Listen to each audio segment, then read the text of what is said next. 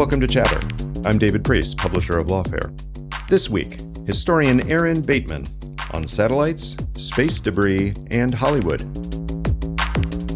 Movies from Moonraker to GoldenEye to even Star Wars, on some level, it gives just a general framework for thinking about what does a security dilemma in space look like in the near term and the long term.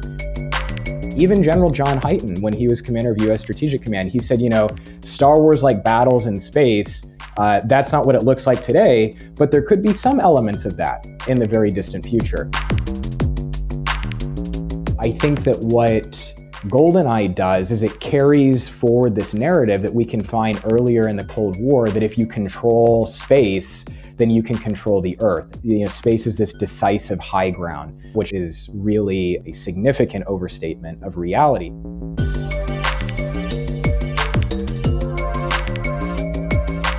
Aaron, thanks for joining me on Chatter. Thanks for having me. I want to really jump into all the science fiction stuff that I know we're going to get to, but I'm holding myself back because we need to set some stages here. So I wanted you to come on because you have done a lot of no-kidding research into anti-satellite weapons and orbital debris and all the issues that come with some of the things that are happening in primarily low Earth orbit, I assume, but also in other orbits. So I think we need to set the stage for all of that by talking a little bit about the actual science, about the actual history, and then we'll start picking apart movies, especially in the James Bond franchise, that have tried to do this on screen. Let's start with you, though. How did you get into a career that involves you studying the politics and some of the science, but especially the politics and the security of space? How did that start? Yeah, well, I'll say it was somewhat of an accident, to be completely honest. So it all started when I was an Air Force intelligence officer. My first assignment was at the National Security Agency, and I was initially working counterterrorism and some other issues. But when I moved into some other mission areas, I became exposed to space and counter space issues in the intelligence community, looking at what other countries have been developing. And then when I moved to the Pentagon, I was specifically working on space-based intelligence surveillance and reconnaissance programs, not only thinking about how do we use those kinds of capabilities for things like global awareness, support to military forces deployed in different parts of the world, but also thinking about what are some of the threats to those overhead systems. So when I decided to pursue my PhD in the history of science and technology at Johns Hopkins University, I really wanted to delve into, well, what's the longer history behind these security dilemmas that we see in space today? And not just look at it from a US or US and Soviet perspective, but also understanding how these kinds of space security issues have affected US relations with allies as well. Sure. So you were working on terrorism like so many people in that time frame. It seemed like a lot of people working on intelligence issues were. It's not natural in most agencies and departments for somebody who's working on terrorism or terrorism-related issues to be exposed to space operations and reconnaissance satellites. So without giving us any secrets, how did that exposure happen? How were you able to learn enough about that to know you were interested? Well, even though a lot of the targets I was dealing with were terror related, I was working on the collection side. So I became a subject matter expert in using a wide variety of technical intelligence sources, one of them being overhead systems. So by getting involved in the operation and tasking of overhead systems, that was my foray into that side of things. And so in addition to being at the Pentagon, I ultimately worked with the National Reconnaissance Office and National Geospatial Intelligence Agency. So even though the targets I was initially focusing on were terror and insurgency related, I was able to use those technical skills that I developed on the collection side to then move into other areas that were more directly space related.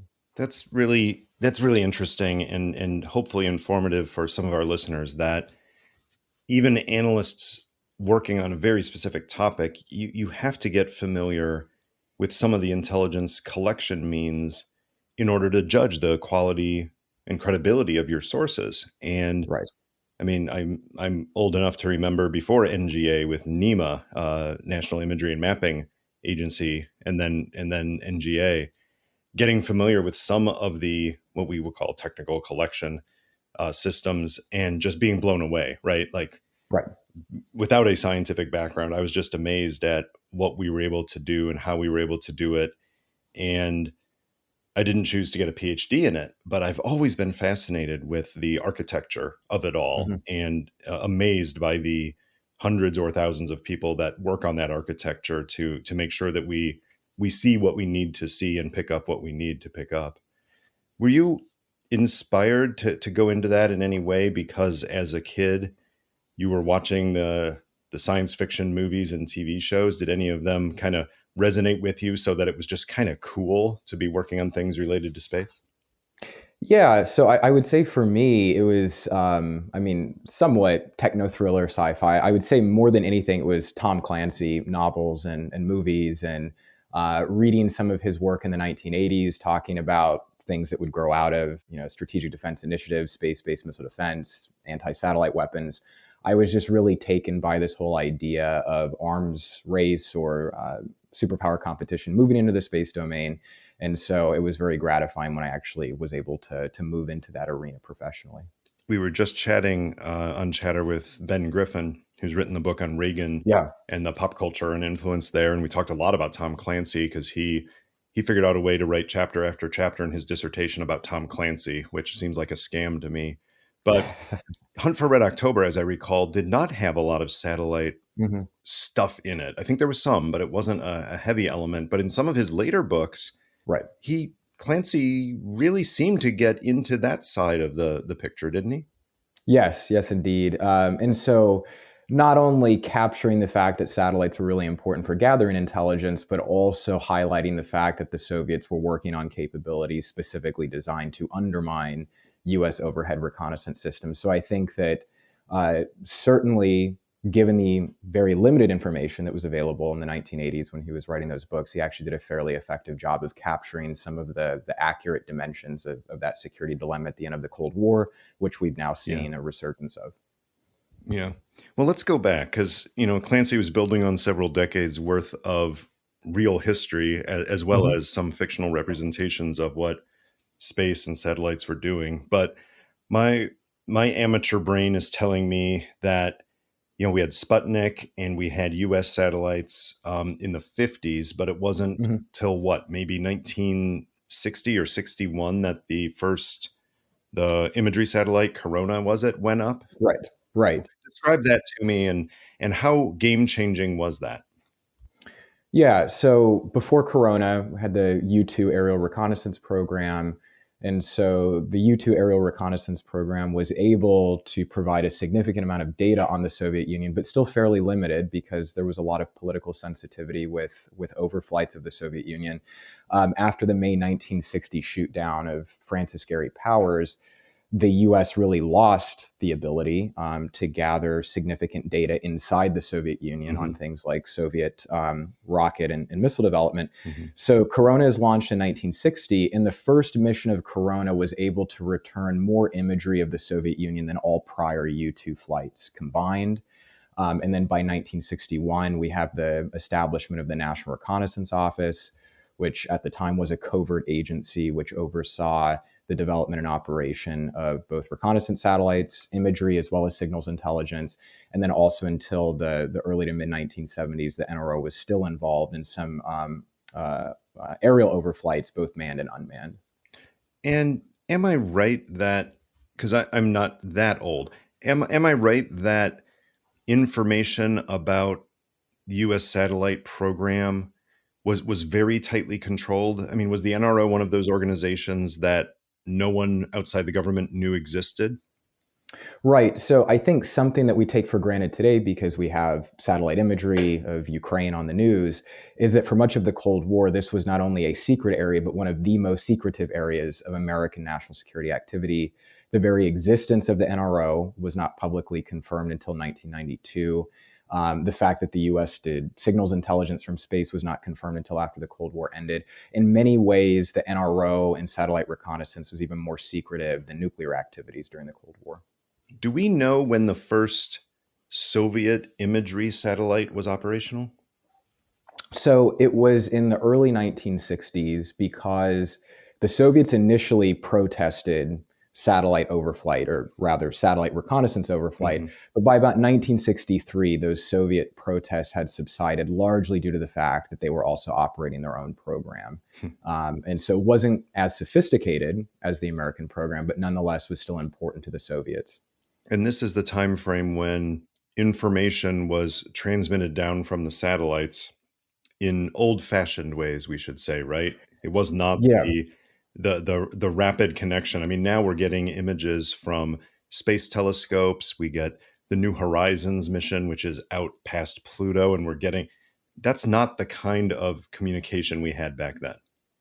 Right. So from, let's say, 1960 until 1976, the US for imagery used film return canisters. So basically, the satellite is launched, it takes its images, and then once it's run out of film, the film is then returned in canisters over the Pacific Ocean. And specially equipped US Air Force aircraft would then capture those canisters in midair.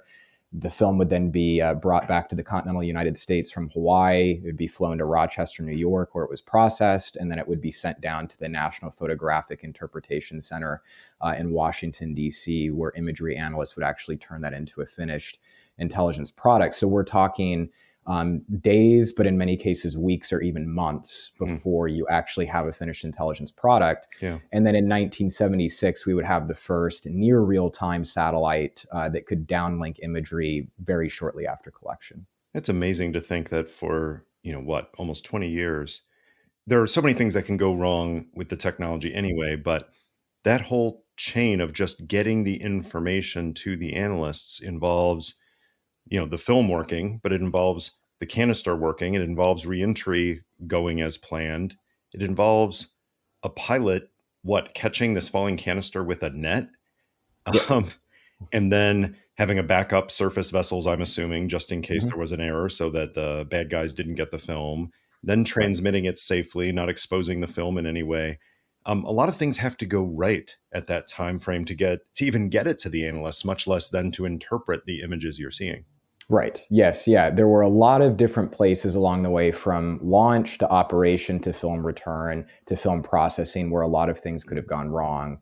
And when we consider the fact that this is the source of the majority of US intelligence on the Soviet Union, a significant premium was placed on ensuring that reconnaissance operations ran smoothly. But there were times when there were technical errors that did affect Mhm. the production of imagery intelligence.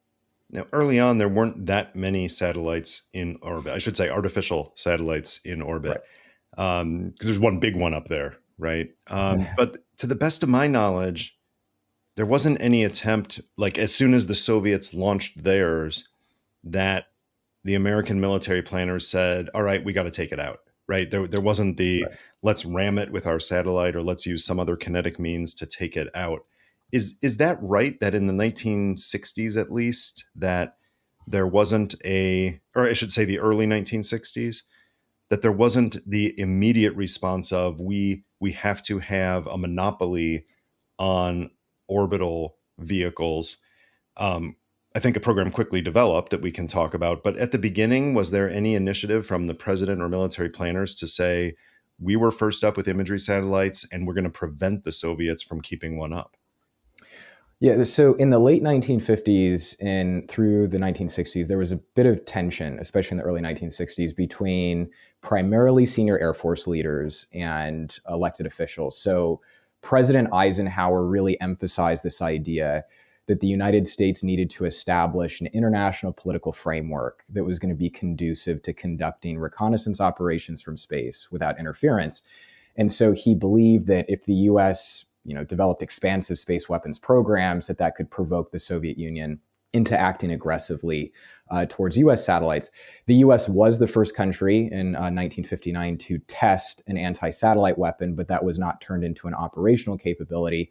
And really, it wasn't until the 1970s, except for one minor detour, that the US really started to develop capabilities that could more precisely target Soviet systems in orbit. And because satellite reconnaissance was such an important source of intelligence, US presidents, really up until Gerald Ford, maintained that it was best to be more restrained out of fear that any kind of provocation to the Soviets could interfere with US reconnaissance operations. What was Program 437? So Program 437 really developed out of concern in the early 1960s that the Soviets could develop what became known as a fractional orbital bombardment system, that they could put nuclear weapons into a partial orbit that could evade US missile defenses and then strike somewhere in the American homeland.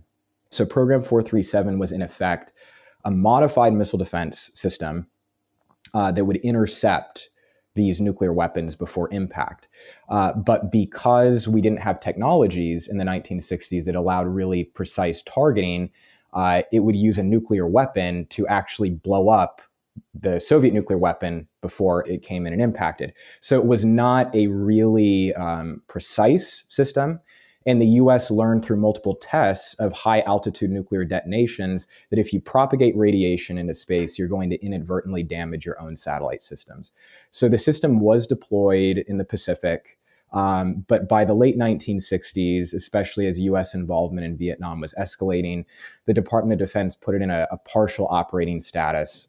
And then it was fully decommissioned by 1975. And clarify for me, was the plan primarily to take out projectiles, including missiles, nuclear weapons fired potentially from satellites, or was it to take out the satellites themselves? So it could conceivably do both. The idea would be to actually destroy the target before it would release its munitions. Okay.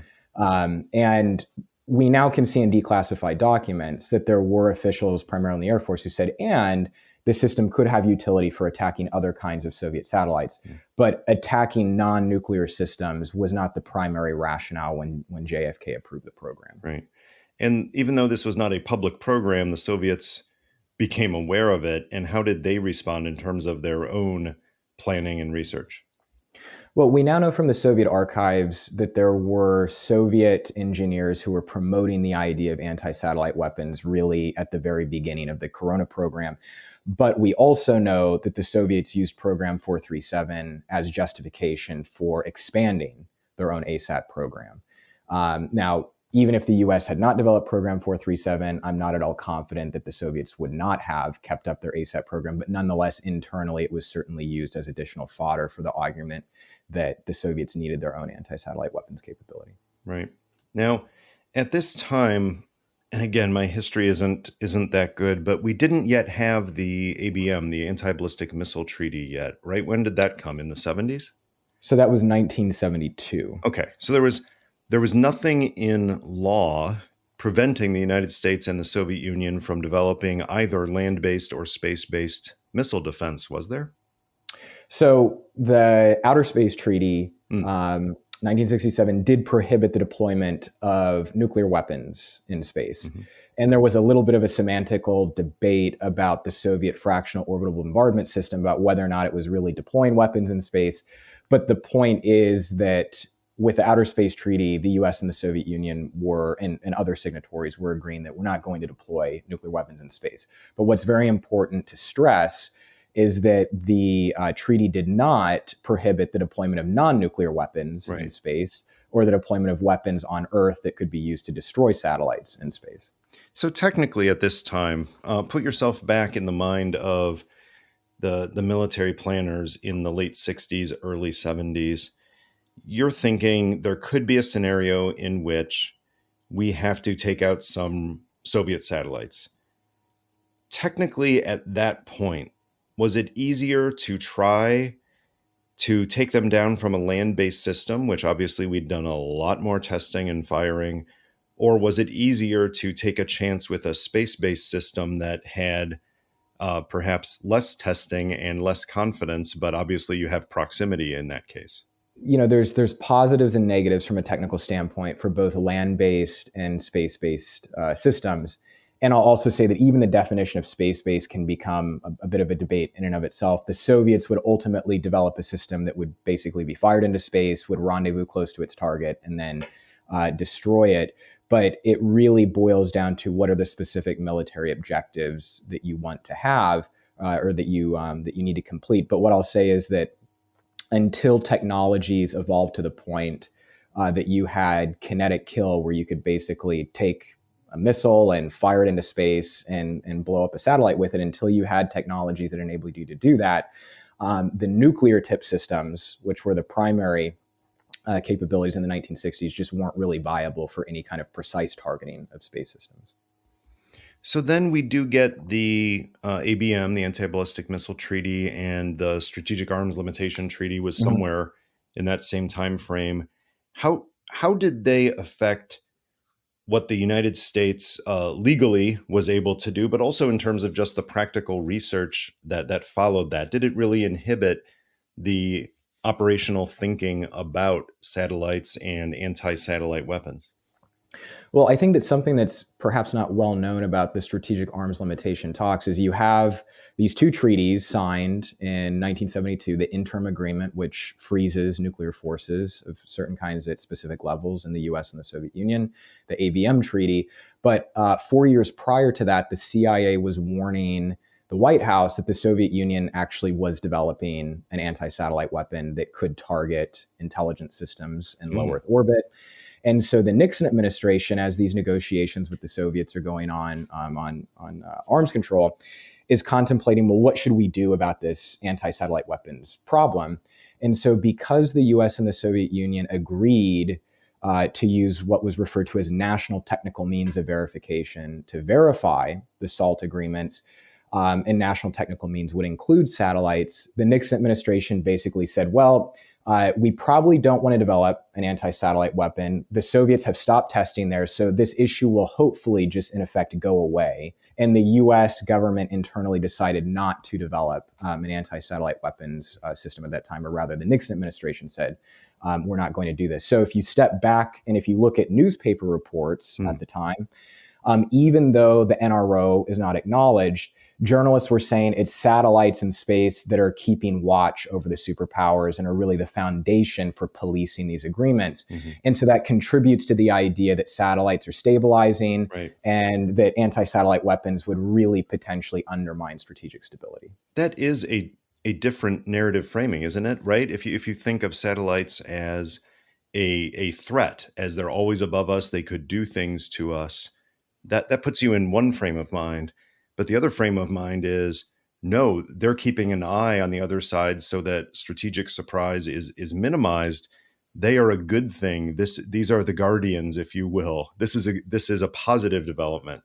Right. And I would say that in the early 1970s, I'm a little bit worried about using the word consensus, but certainly in the White House, State Department, and certainly even in the Office of the Secretary of Defense, definitely at the NRO, a lot of people had the idea that, it's best just to be restrained in the United States and to not take action that's going to provoke the Soviet Union, because now we do have a situation which we in effect recognize the legitimacy of satellite reconnaissance. We in the United States, the Soviets as well, we depend on these satellites. So it's best if we have this situation of what was referred to at the time of assured surveillance, that we have the ability to maintain watch and that we don't want to develop capabilities to interfere.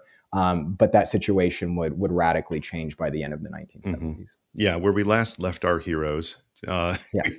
we had a situation, the Nixon administration, where you have treaties. You feel like the Soviets aren't testing. We're not going to do anything right now.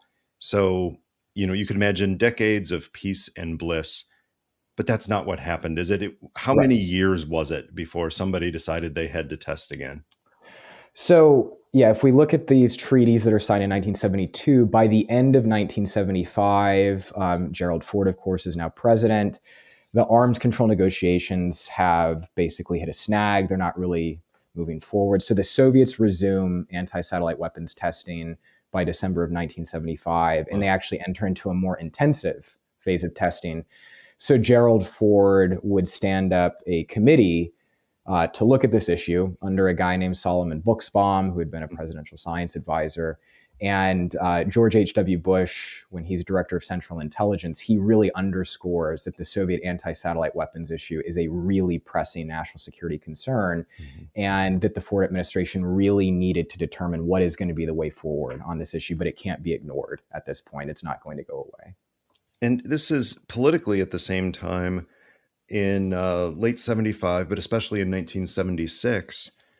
Ronald Reagan is mounting a primary challenge against Gerald Ford. And one of the things he's railing against is these treaties with the Soviets and the whole idea of détente. And we should be doing more.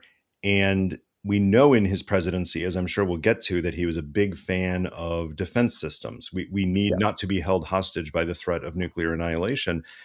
But even back then, even in the mid 70s, he was already thinking about things like missile defense. So this is in the context of Ford publicly looking like he was maintaining détente. But I think by the end of his administration, he was basically saying we need to have an anti-satellite weapons program.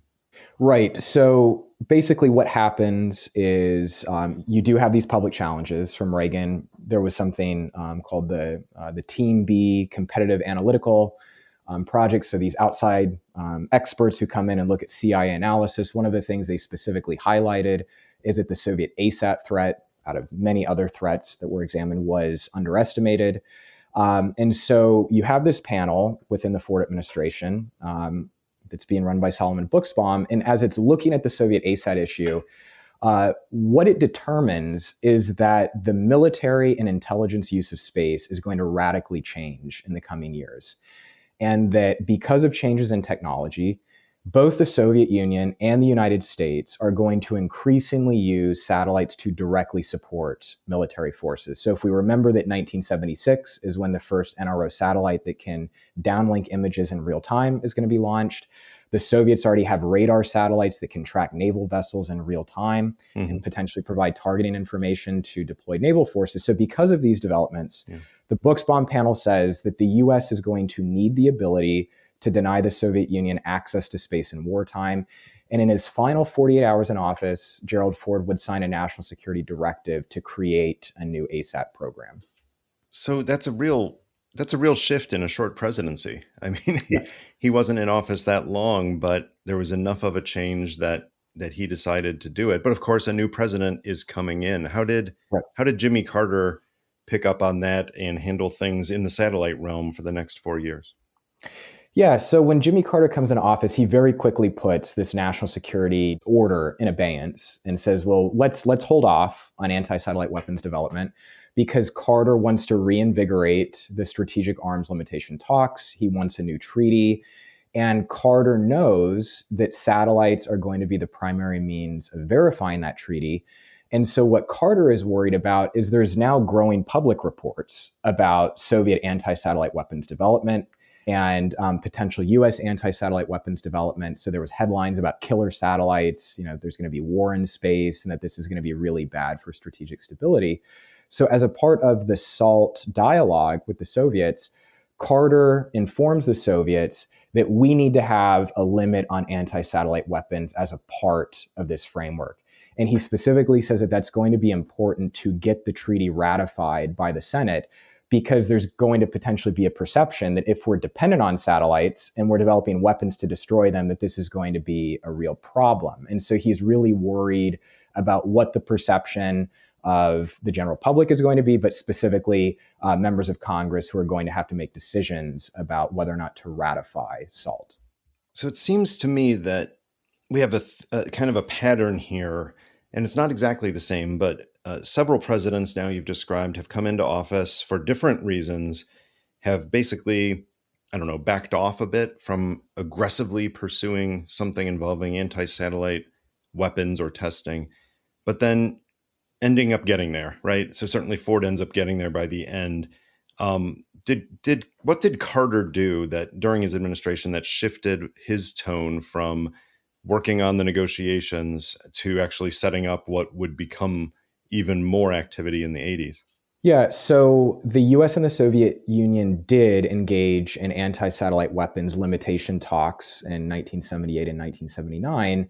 And basically, the two groups of negotiators could not even agree on a precise definition of what is a space weapon, what is an anti-satellite, because you could have a modified missile defense capability, for example, that could be used in that capacity.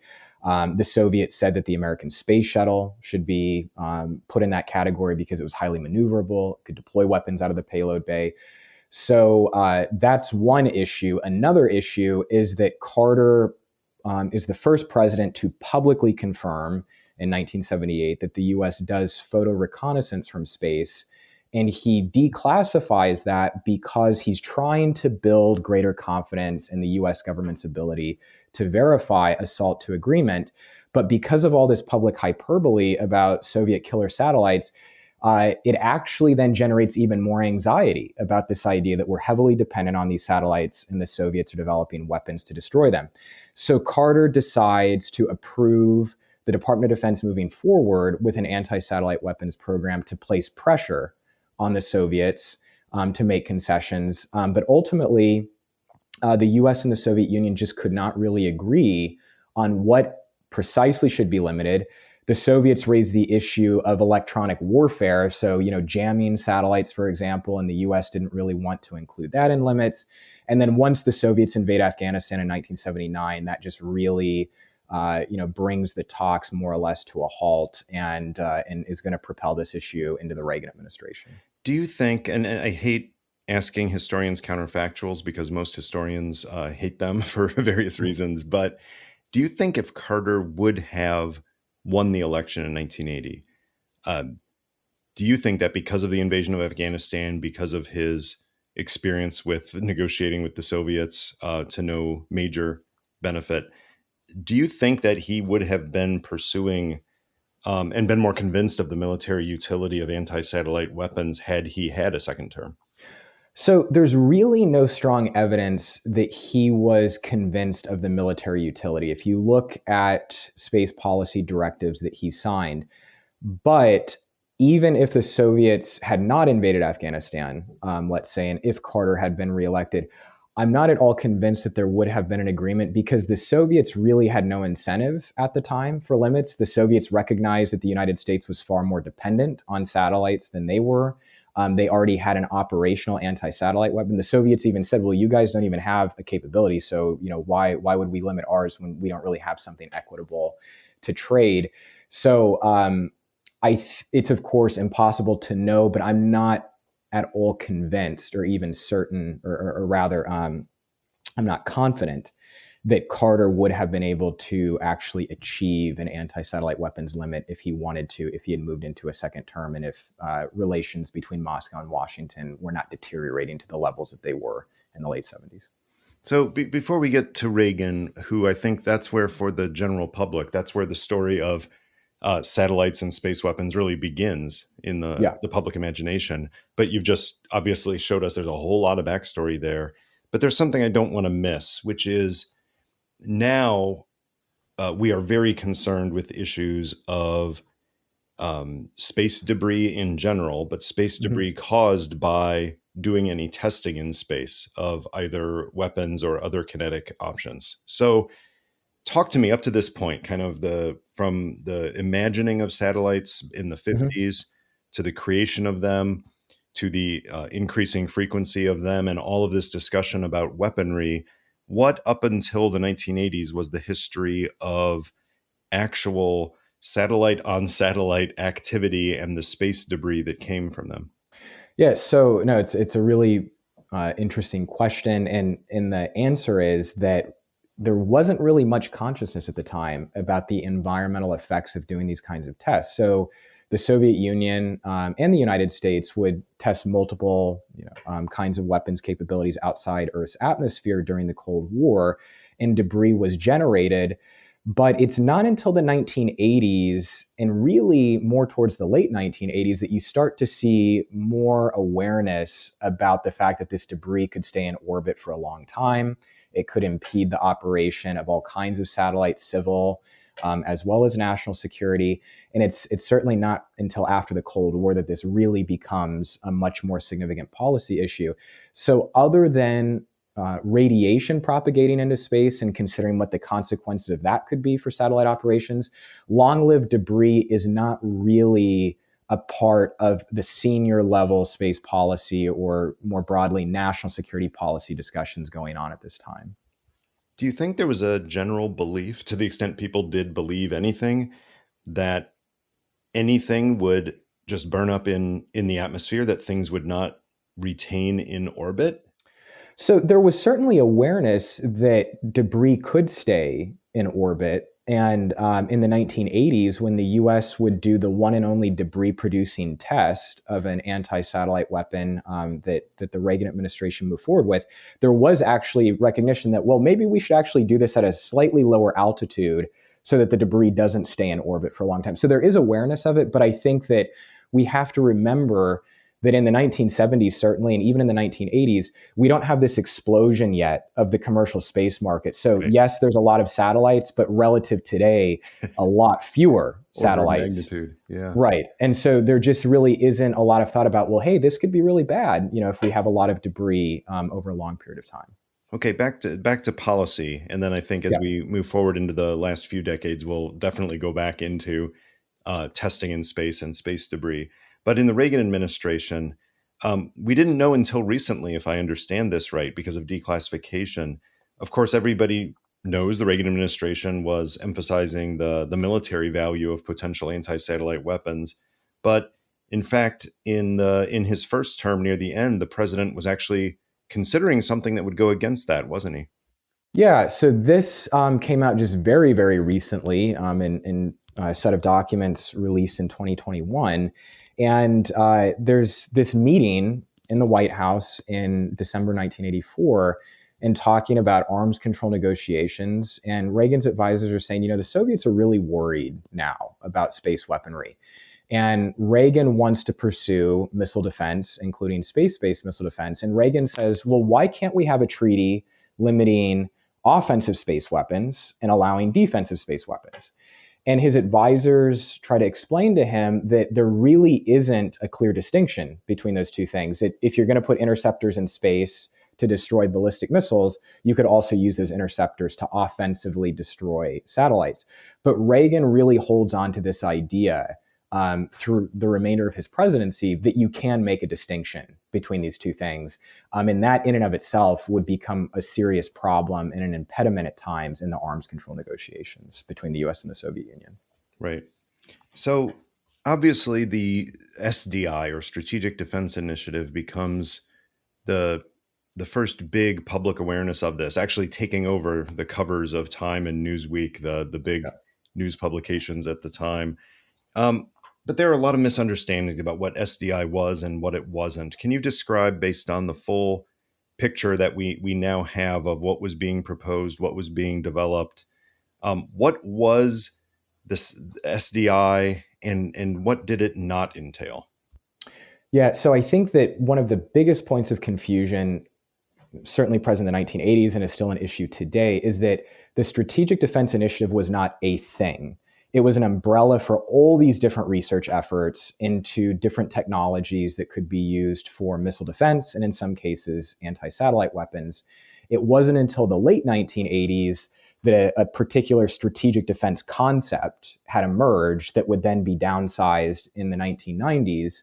And portions of it would actually be deployed and are deployed today. The Strategic Defense Initiative organization that managed SDI ultimately became the Missile Defense Agency that's still around today. But sometimes SDI is described as a space laser program, for example. But if you actually look at the budgetary breakdown of the roughly $40 billion that was spent on the program by about 1991, things like lasers or even kinetic kill systems were really a minority of the budget. A lot of it was focused on advanced command and control, sensors in space for tracking all kinds of threats. So the idea that SDI was primarily this futuristic Buck Rogers program that's going to deploy lasers in space, that was really a very small component of it, but it was the component that I would say received the most attention at the time. I have to say that I don't know that in the 1980s, obviously for intelligence collection of various means, Satellites incredibly important, right? From the 60s, 70s, 80s, definitely. But in terms of an actual war, in terms of actual ground conflict, I'm not sure anybody was aware of just how crucial satellites were and how much Yeah. they were a potential vulnerability for the US military until the first Gulf War of 1991, when so much happened that depended on the space-based assets. Yeah. Talk through that a little bit and how at that point you have some almost competing dynamics, right? You have the end of the Soviet Union, the end of the Cold War, but then you have an actual no kidding war in the Middle East that shows that satellites really matter, which jumbles up the clarity such that there was in the preceding decades about how we defined satellites and what box we put them in when we were doing planning. Yeah, so I think that, and you alluded to this, classification was really the big issue, that there just really wasn't awareness of these kinds of capabilities outside very small circle of experts in the US government. So the first Gulf War was really the coming to fruition of what was envisioned in that report that was produced for Gerald Ford in 1976, that satellites are going to be just really, really critical for modern warfighting. So in the first Gulf War, you see things like imagery being, downlinked and used by military forces. Commercial imagery is used for the first time in conflict in the first Gulf War. GPS is introduced for precision guided munitions. So the list goes on and on. The chief of staff of the Air Force at the time, General Merrill McPeak, would describe the first Gulf War as the first space war because space systems were so fully integrated into combat operations. And so there were elements in the U.S. Air Force and within the Department of Defense more broadly that said, look, this really shows that we need to have the ability, even though the Soviet Union is gone, we need to have the ability in the United States to control access to space. And that rogue state actors over time could potentially develop capabilities to interfere with satellites. Someone even said, well, what if Saddam Hussein had anti-satellite weapons? Now we might say, okay, that's a little bit fantastical. But these ideas were being circulated. And there was also anticipation that in a decade or more, there's going to be another near-peer threat to the United States, and that the U.S. would need the ability to offensively control access to space if necessary. It is interesting to think how different any conflict since then could have been, whether it's the Gulf War, whether it's the NATO intervention in Bosnia and Serbia and Kosovo, whether if in fact those countries had even a rudimentary anti-satellite capability, not necessarily a game changer, but potentially one. Right. So as I recall, we talked about the ABM earlier. Didn't George W. Bush pull out of that treaty early in his administration? Yeah, so in 2002, the United States withdrew from the ABM treaty. And the Russians, Vladimir Putin in particular, they weren't happy about this, but at the time it wasn't really the public issue in US-Russian relations that it would soon become. And the Bush administration really tried to emphasize to the Russians, later to the Chinese, that this is aimed at so-called rogue states, so Iran, North Korea. And Bush really believed that the US needed more expansive missile defense. Yeah. When he appointed Rumsfeld as the Secretary of Defense, it was well known that Rumsfeld was a promoter of space-based BMD as well as anti-satellite weapons. And so there was some anticipation before the US gets enmeshed in the global war on terror that these kinds of capabilities are going to be more prominent. Something that maybe few people remember is a concept called rods from God, that you could have these tungsten rods deployed from space. And so Rumsfeld was somewhat interested in those kinds of concepts. So the pullout of the ABM treaty was seen by some commentators at the time as really opening the floodgates potentially for much more expansive development of some of the capabilities that people like Ronald Reagan had envisioned in the 1980s. And from what you've been able to research, was it truly, or was it just rhetoric that Bush and his senior advisors were saying to Russia and presumably China, don't worry, this isn't about you. We're actually comfortable with each other on this level. It really is about those folks in Pyongyang and Tehran that we're worried about. Do you think that was a true belief and they expressed that to those leaders, or just the public face for what they were going to do? I think that the rationale for the U.S. withdrawal from the ABM treaty, if we're talking about U.S. presidential policy, was specifically focused on Iran and North Korea. I think that you could certainly then and today find ballistic missile defense promoters that said, yes, this is good, but we should be aiming for a much larger missile defense architecture that could potentially be able to eliminate just about any kind of missile threat. But I think for Bush specifically, he was really focused on Iran and North Korea. And I think that elements in his administration didn't fully consider and certainly didn't anticipate how much of a problem this would become in U.S.-Russian relations in the near future. And by this time, or within a few years after then, you're starting to get more countries putting more systems into space. It's no longer a U.S.-Soviet game. Obviously, you've got China. India's getting in the game. You've got other European countries working there. Therefore, there was more attention to it when, in my recollection, it was the second George W. Bush term, when suddenly the regular news was reporting that there was a Chinese weapons test that actually produced a significant amount of space debris. And this is where I first remember hearing about space debris being talked about publicly as a major issue for what became the communication satellites and everything else that were now in orbit. So talk through that and correct me on the details there if I got them wrong, but sometime I think it was in the late Bush administration, this Chinese test. How much of a seminal event was that? Yeah, and so it's kind of interesting because that test that would happen, it was January 11th of 2007. And why I remember that date specifically is because it was 6 years to the day of when Donald Rumsfeld's Space Commission report released this very long document warning of a space Pearl Harbor. So 6 years later to the day, the Chinese would test an anti-satellite weapon.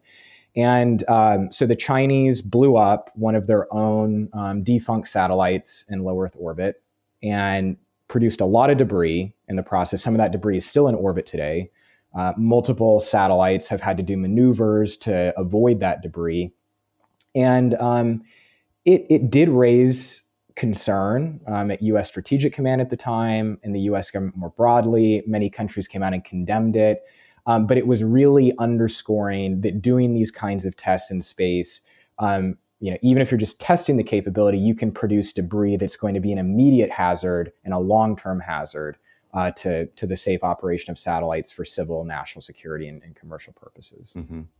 So I know what the general American reaction was to that, which was expressions of, horror and condemnation of China. How could you do this? Which is, I guess genuine, although there was a history. Both the Soviets and the United States had practiced something like this in the past, even though it came out slightly differently. But it sure seemed like a game changer, didn't it? So I think that, if you look at statements that were made at the time, officials from U.S. Strategic Command publicly said, this isn't really a watershed moment. I think that what the event showed is that U.S. space capabilities were indeed vulnerable. And that was something that had been recognized for a long time.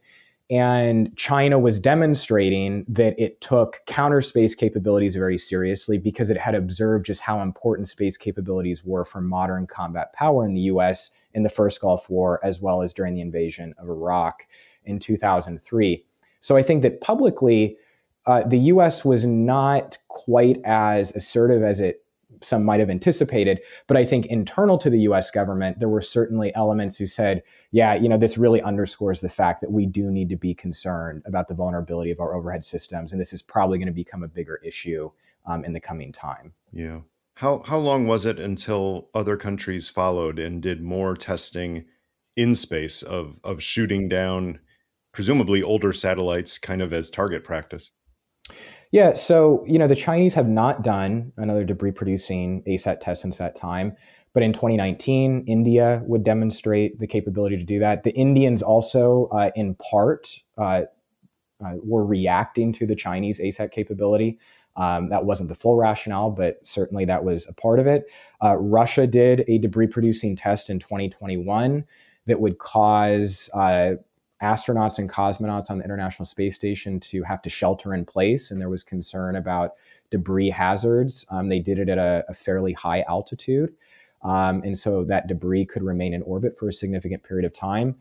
And even though those are the only countries that are in the ASAT club alongside the United States, there are a lot more countries out there that have advanced missile defense capabilities, for example, Israel, that could repurpose those systems if they chose to and use them in an ASAT capacity.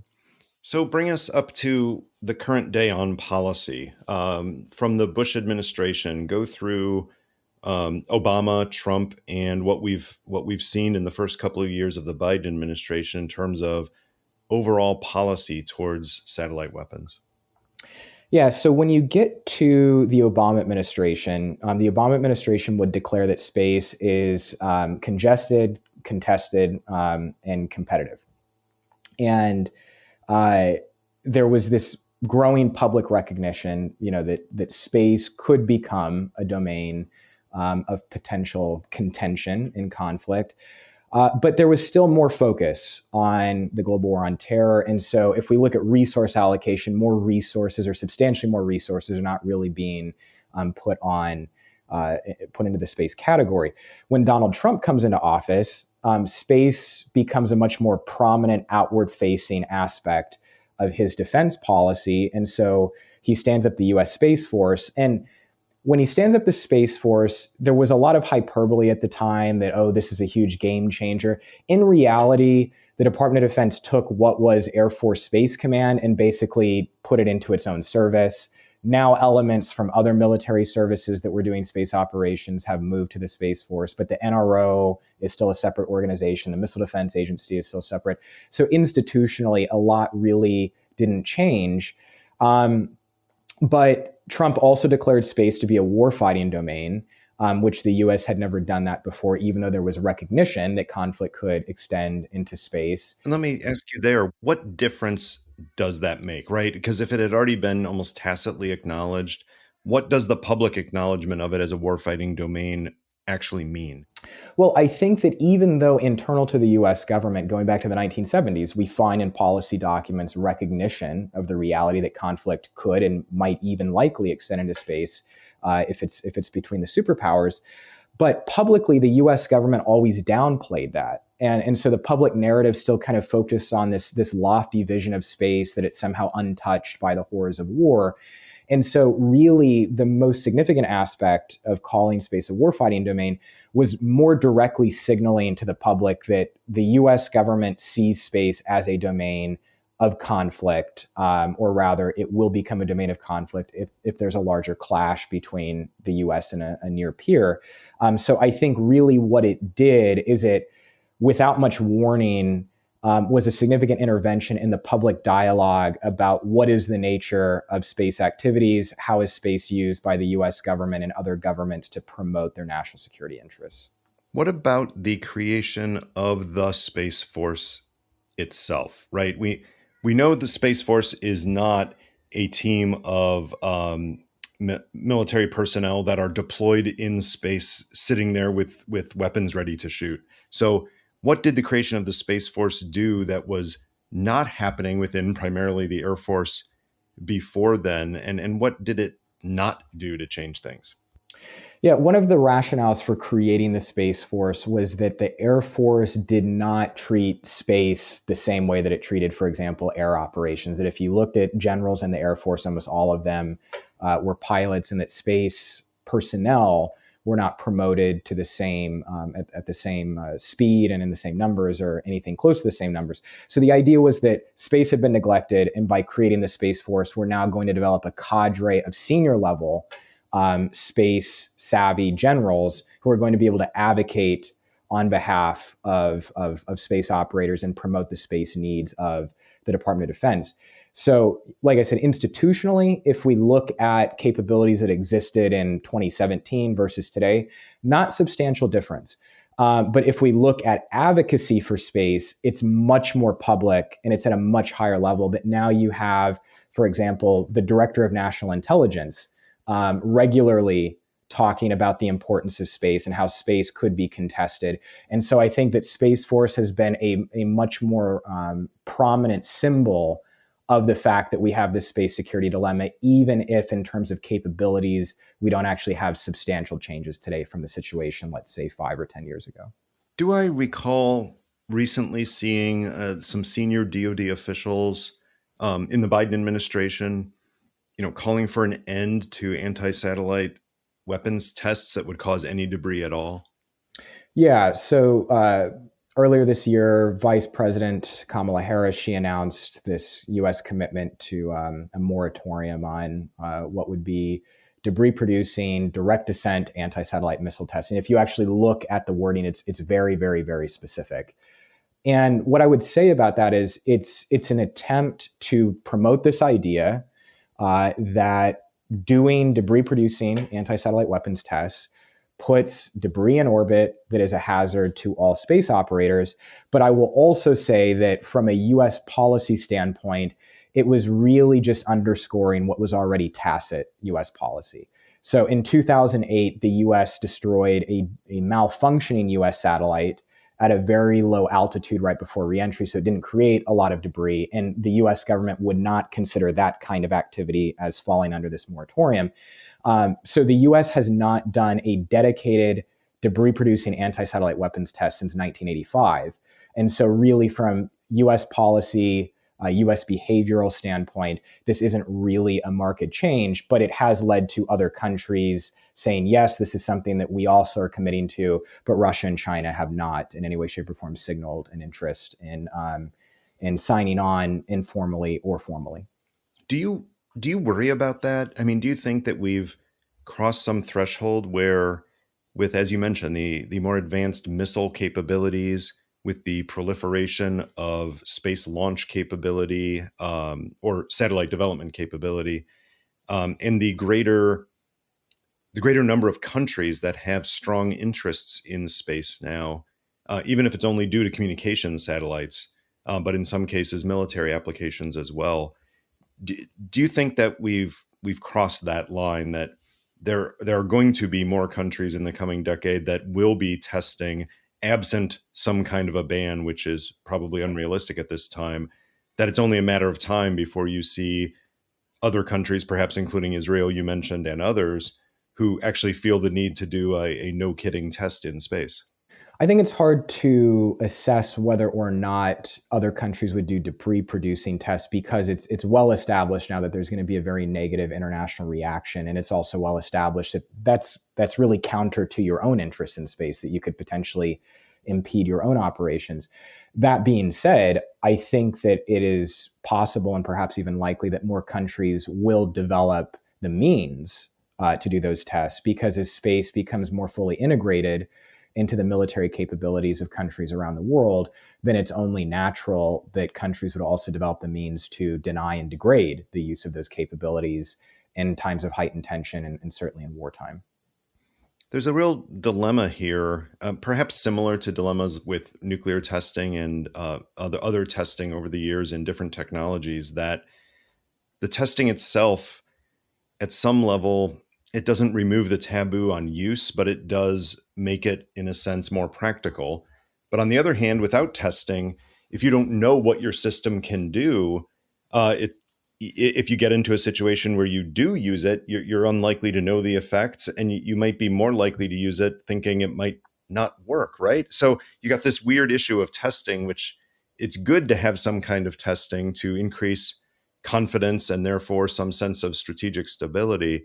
But obviously, we don't want to have a bunch of countries testing anti-satellite weapons and creating enduring debris fields, given the huge number of platforms that are now in space. Yeah, so I think that there's a couple of different issues at play when countries do debris producing tests. On the one hand, there is this practical military R&D need to determine, is the thing going to work if we need it to, but also there's a signaling aspect to it, that if you do a non debris producing test, if you don't blow something up, it's not going to get as much attention. So, if India, for example, likely did multiple tests short of destroying an object prior to actually carrying out that operation in 2019, and it just doesn't really get any attention.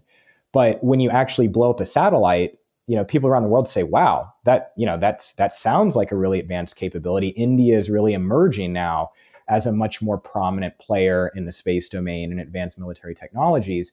We also have to remember that it can be easier to shoot down your own satellite than someone else's because you can have a cooperative target in space. And so some of these technical nuances are lost in the public reporting.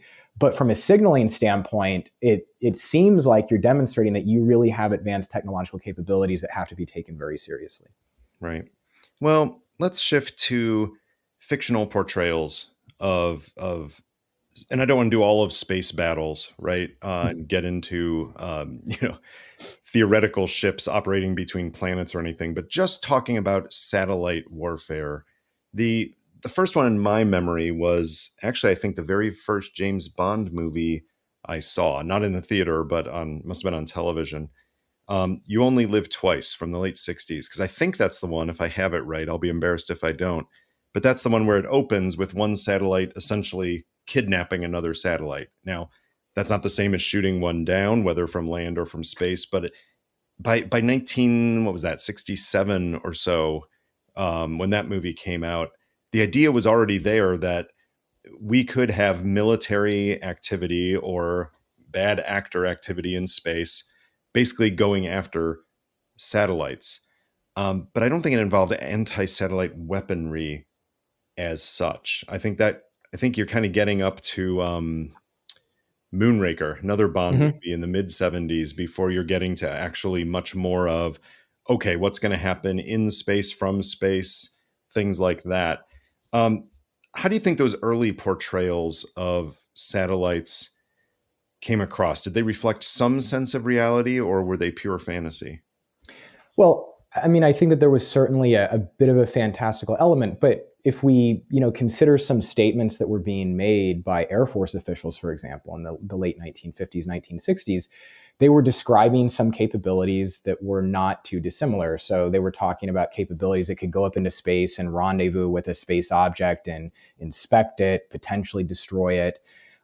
When concepts about the shuttle were first emerging, there was talk of, well, hey, you could have a grappling arm and you could bring a satellite Sure. and bring it down from orbit, or you can move its orbit. Hmm. So it was portrayed obviously as a lot more feasible perhaps and worked out than was the case in reality at that time.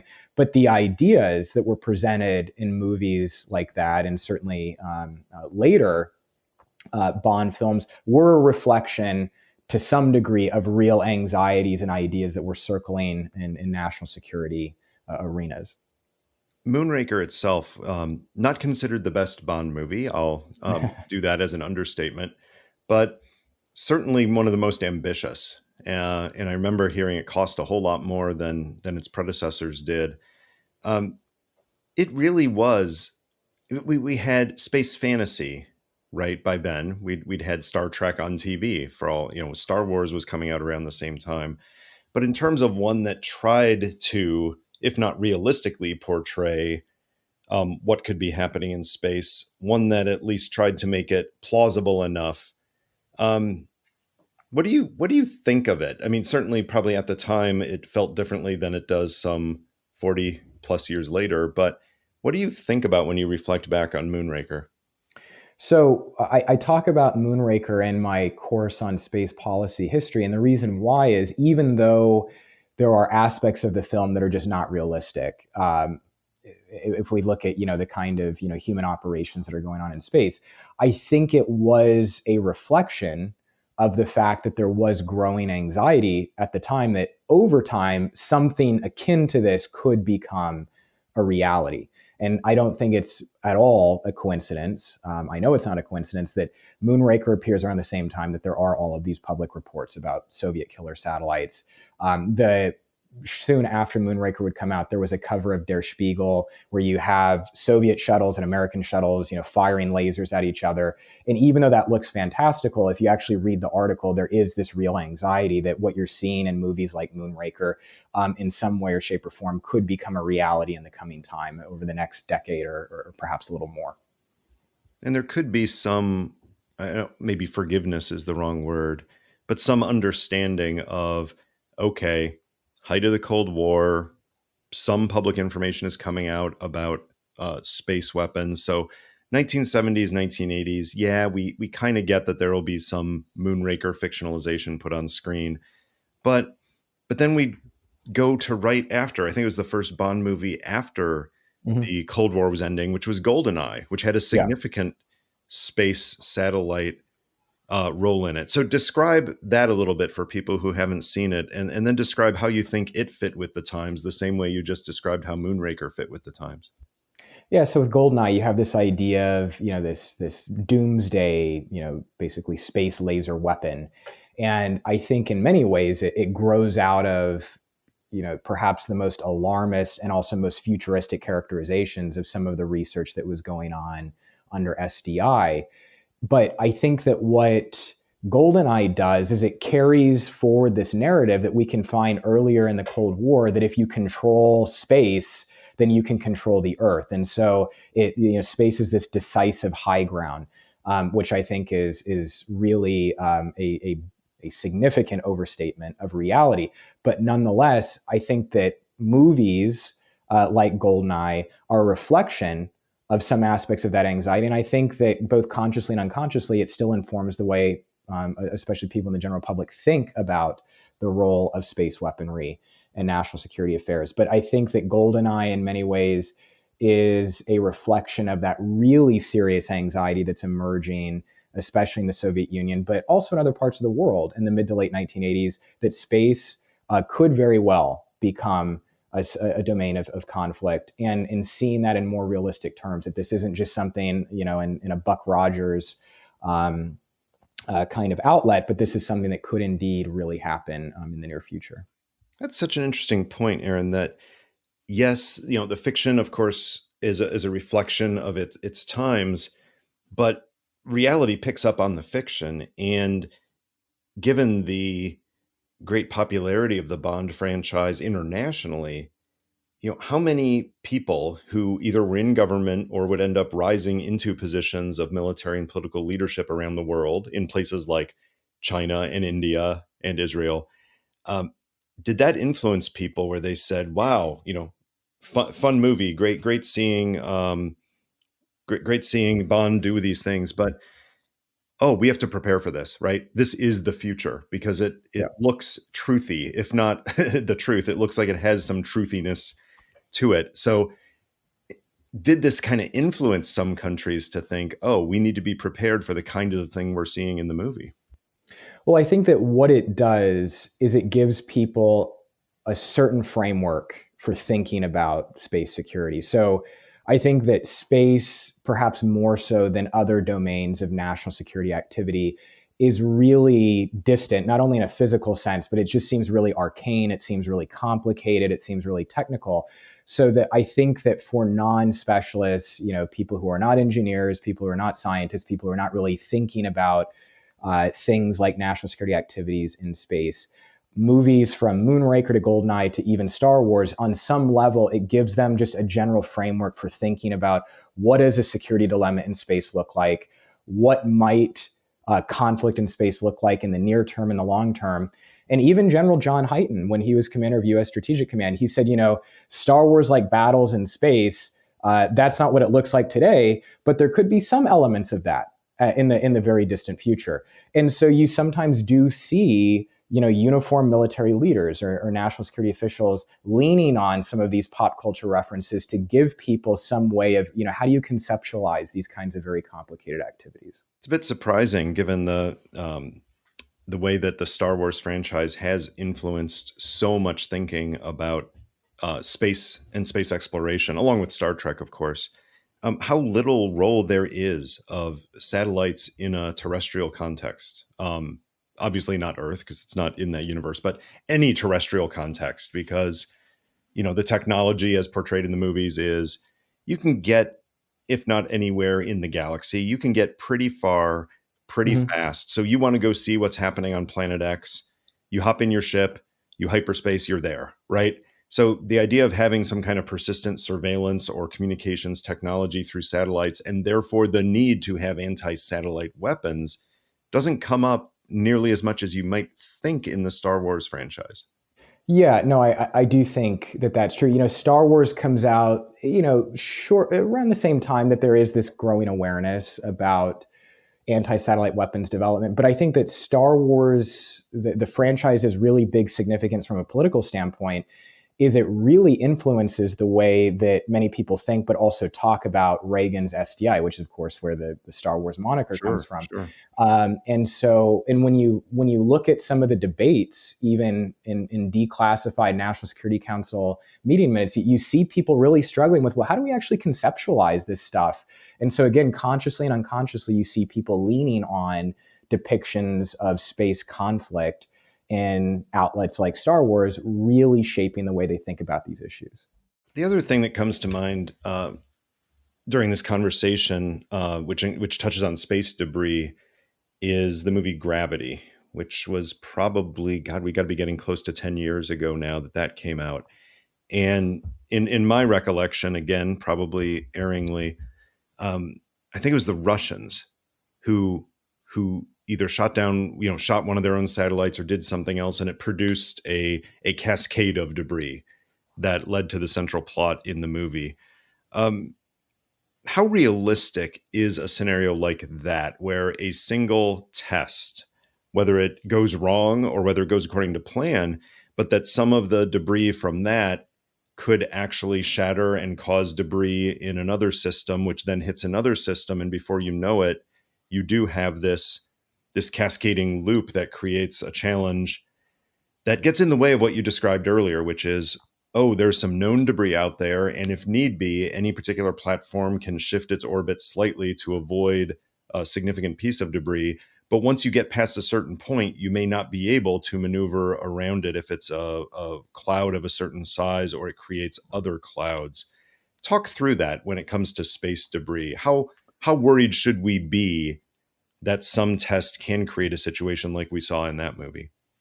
Yeah, so there was concerns about this even going back to before the Cold War, and concerns not again at that senior policy level, but there was something called the Kessler Syndrome that's still discussed to this day. That basically you produce so much debris that low Earth orbit becomes inhospitable for satellite operations. The idea that one test, for example, could lead to this really significant cascade, that's certainly a little bit more than fantastical.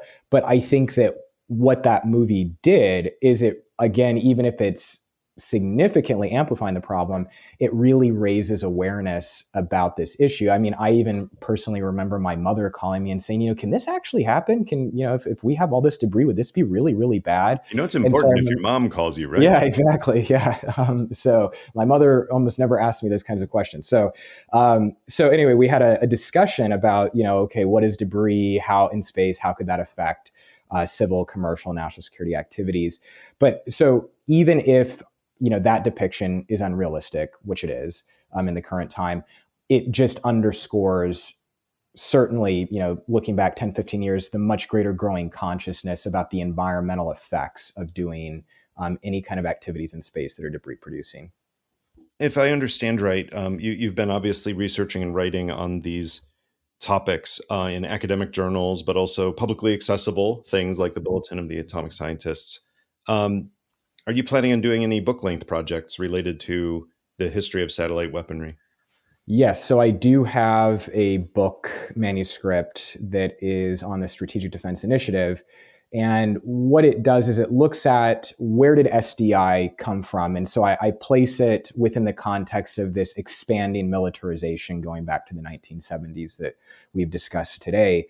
But then the other dimension of it is looking at how divergent views of the boundaries of space militarization affected US relations with the Soviet Union and US relations with NATO partners, and understanding how some of those disagreements and controversies about the boundaries of space militarization have spilled over into the post-Cold War era, and we're still dealing with their effects to this day. Sure. Well, given the time frame of publishing, maybe we'll be lucky and late next year we get to Hopefully, see this hopefully. coming out. We look forward to it.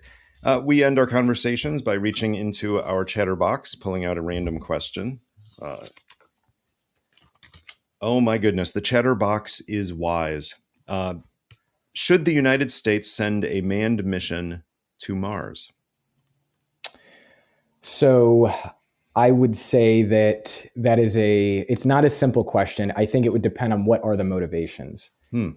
And so I think it depends on, are you viewing this from the standpoint of it's important to signal to the world in a time of intensifying competition with China that the US is still preeminent in space technology? So I'm sure that there are people who would be willing to buy into that argument. But the other aspect of this is, are you doing this because you want to have a long-term sustainable, human presence deeper in space? Mm-hmm. But I think that there's always this geopolitical dimension. And if we look at why the United States right now is making investments towards sending humans beyond low Earth orbit, I don't think that we can divorce it from that broader geopolitical context with China. So I don't have a simple yes or no answer, but I think that it's essential to consider the broader motivations before making that decision, and that we should be very careful before leaning on Cold War era characterization of space and somewhat reductive analogies between Apollo and a Mars mission today, because the geopolitical circumstances are very, very different. It may sound strange, but this conversation on satellite weaponry and space debris and things that could go wrong has been a hell of a lot of fun. Aaron, thanks for joining us on Chatter. Thank you.